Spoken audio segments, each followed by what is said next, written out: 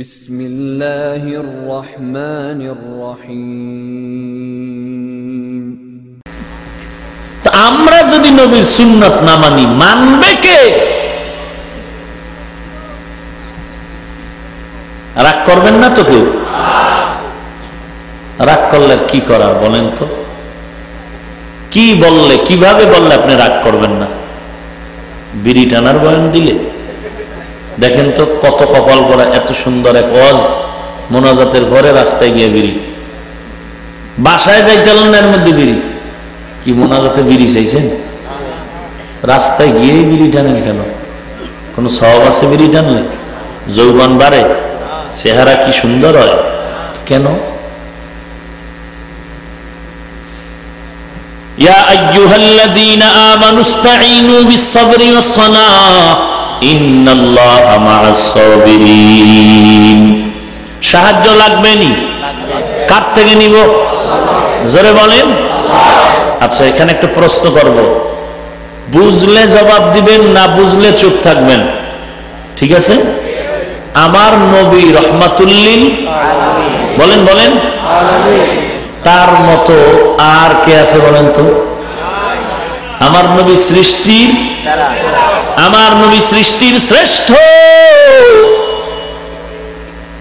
আমি আবারও বলছি, জানলে জবাব দিবেন, না জানলে চুপ। আমার নবীর মতো দামি আর কে আছে? আমার নবীর মতো খাজা মঈনুদ্দিন চিশতি, আমার নবীর মতো দামি বড় পীর আব্দুল কাদের জিলানী, আমার নবীর মতো দামি শাহজালাল, শাহপরান, শাহ আমানত, শাহ মখদুম, শাহ আলী, খান জাহান আলী। এ নবীর উম্মতের দল, তাহলে আমার নবী এত দামি বলে কার মতো? কার মতো বলে? ঈসা নবীর সমান, মুসা নবীর মতো। বুঝে শুনে বলবেন কিন্তু। আমার নবীর সম্মান ইব্রাহিম নবীর মতো, তাই কার মতো? আল্লাহর সমান উপরে। এরে নবীর উম্মতের দল, আমার নবী এমন দামি, এমন দামি, যার কোন দ্বিতীয় উদাহরণ আছে? এখন যদি কোন আল্লাহর বান্দা বলেন আমার নবীর সম্মান কত জানো, টেলিভিশনের বক্তা যদি একই সময়ে ঘরে ঘরে হাজির হতে পারে, আমার নবী মদিনার থেকে মিলাদে হাজির হতে পারবেন না কেন? এরকম একটা উদাহরণ আসেনি? বলেন তো, এটা কোরআন শরীফের কত নাম্বার আয়াতের ব্যাখ্যা? না মন গড়া যুক্তি? কথা কন না কেন? নবীর উদাহরণ দিতে গিয়ে টেলিভিশনের বক্তার সাথে মিলানোটা কি আদব? টেলিভিশনের বক্তার সাথে কোনো তুলনা চলে? আমার রসুলের সাথে কোনো তুলনাই চলে না। বিদ্যুতের বাতির সামনে হারিকেনের টাইম আছে? আছে? বিদ্যুতের বাতির সামনে হারিকেনের যেমন কোনো চলবে না, পানি রেডি আছে তায়াম্মুম চলবে? চলবে? পানি রেডি আছে তায়াম্মুম যেমন চলে না। কোরআন আর হাদিস যদি কোনো বিষয়ে সমাধান দিয়া থাকে, ওই জায়গায় কারো মন গড়া যুক্তিও চলবে না। আমার নবীর মতো দামি কেউ আছে? টেলিভিশনের বক্তার সাথে নবীর কোনো তুলনা হবে নাকি? কোনদিন উদাহরণ দিলেও তো বেয়াদবি হবে। এনে নবীর উম্মতের দল, আমার নবীকে শ্রেষ্ঠত্বের মর্যাদা দান করেছেন কে? আরো আস্তে করে বলেন। আল্লাহ যে নবীরে সম্মান দিলেন কোন কোন কারণে, এই কারণগুলো কোরআনে আছে না নাই? হাদিসে আছে না নাই? অতএব অনুরোধ করে বলি, মুসলমান, আমার নবীর শান বয়ান করতে যদি চাও, এক নম্বরে এক হাতে আল্লাহর কোরআন নাও, আর এক হাতে নবীর হাদিস নিয়ে বয়ান দাও। কোরআনের বয়ান নবীর শানের বয়ান, হাদিসে নবীর শানের বয়ান যদি করো, 1000 বছর চলে যাবে, শেষ করতে পারবা না। বাজে কোনো যুক্তি দেওয়ার দরকার হবে না। কোন যুক্তি লাগবে? নবীর শানে যে আয়াত আছে কোরআনে, এটি শুধু তেলাওয়াত করলেও তো রাত শেষ হয়ে যাবে। তরজমা করে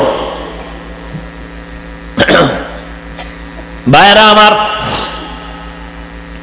রাগ করবেন না, বুঝাবার জন্য বলি। এই যে নবী আমার এত দামি, এত দামি, কেমন দামি কোনো কেমন নাই, কোনো উদাহরণই নাই।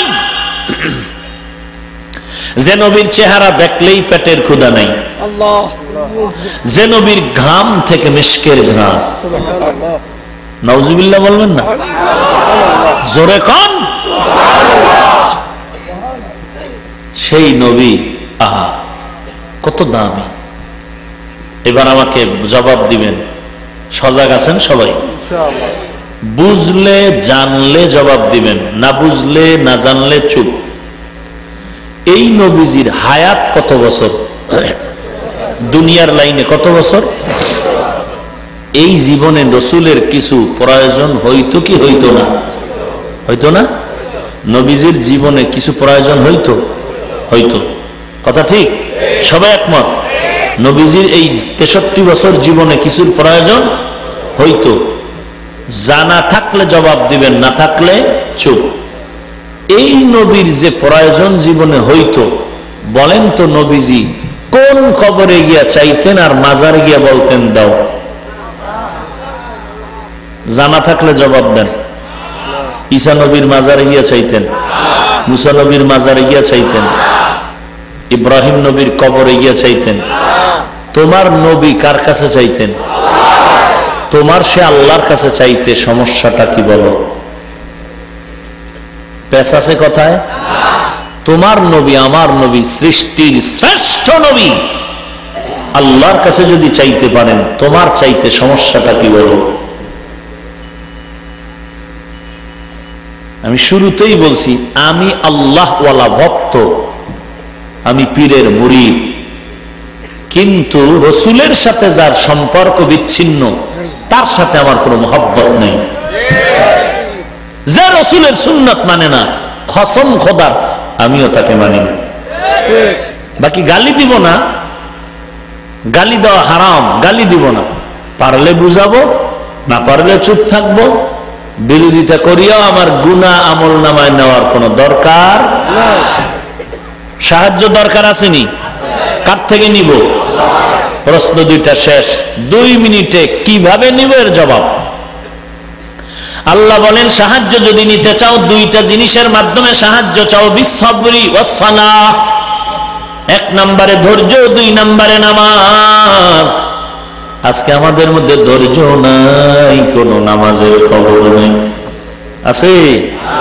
ধৈর্য নাই, যে বসলাম এরপরে খালি উঠতেই আছে, উঠতেই আছে, কার জোতা নিয়ে যায় আল্লাহ জানে, উঠতেই আছে, খালি ধৈর্যর পরিচয় দিয়ে যাইতেই আছে। কেন যায় আল্লাহ জানে। বাড়ি গিয়ে দেখবে আরো জনের জোতা নিয়ে আসি, ধরা খাইলে বলবে টেস্ট করলাম, না খাইলেও গেছি গা। ভাইরা আমার, ধৈর্য নাই, নামাজ শুধু শুক্রবার পড়তে গিয়ে পুরাটাও পড়ে না, ইমামের সালামের পরে দৌড়, কি আসেনি? ইমাম সাহেবের সালামের পরে আরো 4 রাকাত আছে না, না পড়লেই দৌড়, নামাজিরে ধাক্কা দিয়া দৌড়। ডাক্তার কইছে ফজরের আগে রাস্তায় হাঁটবি, নাইলে আজরাইল কিন্তু জাগাত হাজির হয়ে যাবে। কেউ কি মরতে চায়নি? এক বেচার একটা বোঝা নিছে মাথায়, মাথায় বুঝেননি আমার কথা ভাই? বোঝা নিয়ে যাইতেছে, যাইতে যাইতে ঘাড় বাঁকা হয়ে যাইতেছে, মাথা গরম, কি করবে, ফালাই দিয়ে দূর মইরা যাওয়া ভালো। আজরাইল রেডিও আই করছে, কি ভাই তোমার এখন মরণ দরকার? খবরদার, আমি মরবো না, পারলে আমার আব্বারেও মরতে দিতাম না, তুমি এই না কইলা মরণ ভালো। কয় ভাই গাঁটটিটা মাথায় উঠে দাও, এই জন্য ডাকছি। মরতে কেউ চায় না, তো মরতে না চাইলে তো বান্দা তুমি আল্লাহ, মরণ দেওয়ার মালিক কে? তো তুমি না চাইলে সেটা আল্লাহর রাজি খুশি অনুযায়ী তো হতে হবে। তো তুমি আল্লাহরে মানো না, আল্লাহ যদি তোমার উপরে খুশি থাকে তখন না তোমার মনের একটা আবদার আল্লাহ কবুল করবেন। তুমি তো আল্লাহর গোলামি ঠিক মতো করো না, নামাজের খবর নাই। ডাক্তারের কথায় কত আল্লাহর বান্দা ফজরের সময় রাস্তায় দৌড়ায়, রাস্তায় দৌড়ায়, মরবে না মরবে না, কিন্তু কত বড় বেহায়া, কত বড় বেলাজা, ফজরের সময় ডাক্তারের কথা মানতে গিয়া রাস্তায় দৌড়ায়, ফজরের আজান শুনে মসজিদে যায় না।